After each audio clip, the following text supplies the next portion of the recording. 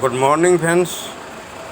আজকে যে বিষয়টি নিয়ে আলোচনা করতে চলেছি সেটি হলো পানাফল। পানাফল সাধারণত যে সমস্ত পুকুরগুলো হয়ে থাকে সেই পুকুরগুলো মাছ চাষের ক্ষেত্রে যেমন ভালো দিকও আছে তেমনি খারাপ দিকও আছে। এই কচুরিপানা যে সমস্ত পুকুরে হয়ে থাকে সাধারণত দেখা গেছে এই কচুরিপানা হওয়ার ফলে গোটা পুকুর ভরে গেলে খুব ক্ষতি, যদি কোনো একটা দিকে হয়ে থাকে তাহলে কিন্তু ভালো দিকটা আছে। তাহলে আমরা ভালো এবং খারাপ দুটো দিক নিয়েই আলোচনা করব। প্রথম আমরা ভালোর দিকটা একটু আলোচনা করি।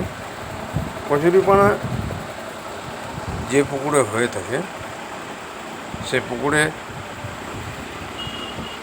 এই প্রচণ্ড গ্রীষ্মে যখন 38 থেকে 40 ডিগ্রি সেন্টিগ্রেড তাপমাত্রা, তখন মাছগুলো কী হয়, এই পানার নিচে গিয়ে আশ্রয় নেয়, জলটা ঠান্ডা থাকে এবং এই কচুরিপানাগুলো যে অঞ্চলে থাকে সেই অঞ্চলটায় মাছেরা ঠান্ডায় ওখানে গিয়ে আশ্রয় নেয়।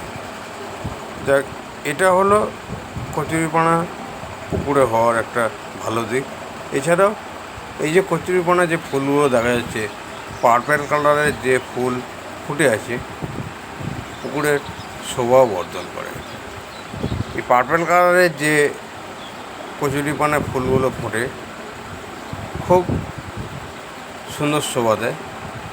এছাড়াও এই পার্পেল ফুলগুলো দেখতেও খুব ভালো, বাচ্চারা নিয়ে খেলাও করে। দেখ, সেটা একটা দিক আছে। অন্য দিকটা যেটা হলো, গোটা পুকুর যদি ভরে যায় তখন কি হয়, মাছেরা নিঃশ্বাস নিতে অসুবিধা হয় এবং তখন পরিষ্কার করে ফেলতে হয়, কারণ মাছ ধরার ক্ষেত্রেও খুব অসুবিধা হয়, জাল দেওয়া যায় না। তাই পুকুরের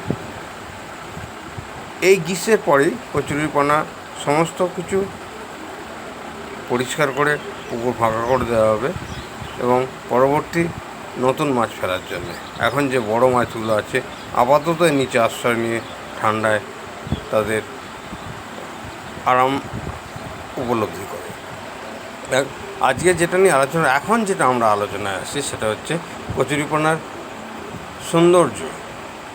এই সবুজ পুরো পুকুরটা যখন সবুজ কচুরিপানায় ভরে গেছে এবং সেখানে যে পার্পেল কালারের ফুলগুলো ফুটেছে, সেই পার্পেল কালারের ফুলগুলো ফুটে থাকার জন্য সত্যি খুব পুকুরের শোভাবর্ধন করেছে।